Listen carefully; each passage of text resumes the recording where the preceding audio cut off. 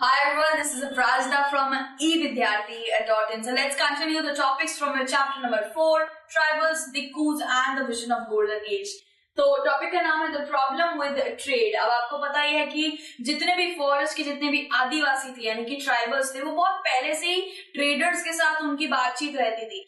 वो जितने भी ट्राइबल्स, मैंने बताया था कि ट्राइबल्स को सारी की सारी जितनी भी चीजें होती थी, उनको अपने रोजमर्रे के लाइफ में सरवाइव करने के लिए जो चीजें चाहिए होती थी वो उन्हें फॉरेस्ट से, जंगलों से मिल जाती थी। लेकिन ऐसी बहुत सी चीजें होती थी जो उन्हें नहीं मिल पाती थी और वो अपने फॉरेस्ट की कलेक्ट करी हुई चीजों को मार्केट में बेचने जाते थे। और वो बेचता कौन था? ट्रेडर बेचता था। ट्रेडर उनसे लेता था एंड मार्केट में दुगने दाम में बेच देता था।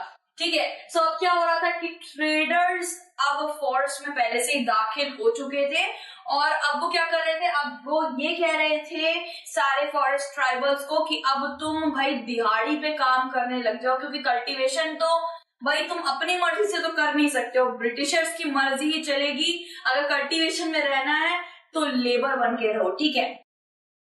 तो पहला पॉइंट पढ़ते हैं। Traders were coming into the forest to buy silk for European market. अब देखिए यहाँ पे एक क्यूट सी आपको एक छोटा सा जिप दिख रहा होगा। ये सिल्क ककून्स होते हैं। सिल्क ककून छोटे छोटे से कीड़े होते हैं जो रेशम बनाते हैं। ठीक है।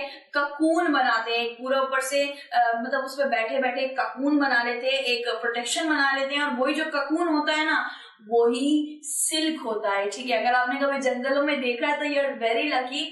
मैंने तो आज तक नहीं देखा है, मैंने आज पहली बार देखा है कि इतने खूबसूरत तरीके से सिल्क बनता है। ठीक है। सो सिल्क ककून जो होता था, जो सिल्क होता था, ठीक है, वो मार्केट्स में जाया करता था। वो यूरोप में भाई बहुत ज्यादा मशहूर था। यूरोप में सिल्क के कपड़े भाई बहुत पहने जाते हैं। तो यूरोपियन मार्केट में आपको पता चल गया सिल्क कहां से आ रहा था? इंडिया से सिल्क जा रहा था यूरोपियन मार्केट में। वैसे तो बहुत शहरों से भी जा रहा था, लेकिन अब फॉरेस्ट से भी सिल्क जाना लग गया था। ठीक है। सिल्क जाने लग गया था। एंड फिर क्या हो रहा था? फिर धीरे धीरे ब्रिटिशर्स को दिखा कि भाई यूरोपियन मार्केट में तो भाई सिल्क पसंद करा जा रहा है, सिल्क की अब इंक्रीज कर देना पड़ेगा प्रोडक्शन को। सो सिल्क का प्रोडक्शन इंक्रीज करने के लिए उनको लेबर चाहिए थे, लेबर जो काम करेंगे और इस सिल्क को आगे प्रोसेस में ठीक करेंगे और उसका सिल्क का कपड़ा वपड़ा बनाएंगे।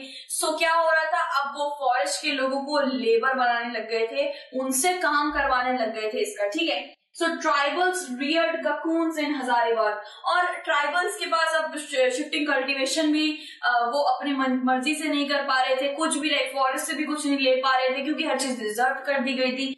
सो अब भाई ब्रिटिशर्स जो भी उनको काम दे रहे थे उनको मजबूरन उस काम को अपनाना पड़ रहा था, whether they like it or not. The tribals reared cocoons in Hazaribagh. Hazaribagh आज के टाइम पे झारखंड कहलाया जाता है और 3 से 4 रुपए में भाई वो इतने सारे सिल्क ककून्स ब्रिटिशर्स को ला कर दिया करते थे और सिर्फ 3 और 4 रुपए उनको मिला करते थे। ठीक है। So traders make huge profit with double the price. ठीक है। whereas growers got very little। तो ग्रोअर्स कौन है? ग्रोअर्स भी ट्राइबल्स ही हैं जो भाई सिल्क ककून बन रहा है और उसको बस सिल्क ककून ऐसा नहीं है ना कि सिल्क यहाँ से ले लो ये लो ककून्स, मतलब वो बहुत सारे सिल्क ककून्स दिया करते थे, लेकिन सिल्क आगे बहुत प्रोसेसर से गुजर के जाता है और वो जो गुजरने वाला जो टाइम होता है ना भाई उसके अंदर सारे ट्राइबल्स ही इन्वॉल्व रहते हैं। ठीक है। सो ग्रोअर्स यानी कि जो सिल्क ककून्स का जो काम करते थे उनको भी बड़ा कम पैसा दिया जाता था, यानी कि 3 to 4 रुपीज दिया जाता था। आज के टाइम पे तो ओएस भी नहीं, 5 रुपए का ओएस भी नहीं आता 3 से 4 रुपए में। ठीक है। तो भाई दिख ही रहा है आपको प्रॉफिट कौन बना रहा है? ट्रेडर्स प्रॉफिट बना के निकल लेते थे और ट्राइबल्स को, आदिवासी को कुछ ज्यादा पैसे नहीं मिलते थे। साथ ही साथ भाई उनको लोन चुकाना होता था, लोन का इंटरेस्ट इतना बढ़ा हुआ था, मनी लेंडर्स ने इंटरेस्ट बढ़ा रखा था भाई, मतलब हर तरीके से कोई ना कोई उन्हें दिक्कतें दे ही रहा था। ठीक है। सो इसी के साथ हमें पता चला कि ट्रेड में क्या प्रॉब्लम थी। ट्रेड में ये प्रॉब्लम थी कि जो ग्रोअर्स थे उनको बहुत कम पैसा दिया जाता था और उनसे जबरदस्ती लेबरिंग का काम भी कराया जाता था। साथ ही साथ अब वो कोई भी चीज अपने मन से नहीं कर सकते थे, सब ब्रिटिशर्स के कब्जे में आ गया था। इवन फॉरेस्ट भी कब्जे में आ गया था। इवन ब्रिटिशर्स ने ये बोला था कि अगर आपको फॉरेस्ट में रहना है तो सिर्फ हमारे लिए काम करना पड़ेगा, वरना आप फॉरेस्ट में नहीं रह सकते हैं। ठीक है, रेवेन्यू देना और लोन देना, हमारी बहुत सारी चीजें ट्राइबल्स के मत्थे आ गई। तो इसी के साथ हमने ये पूरा टॉपिक क्लियर कर लिया है। बाकी के टॉपिक हम नेक्स्ट वीडियो में कंप्लीट करेंगे। Children take care, bye bye.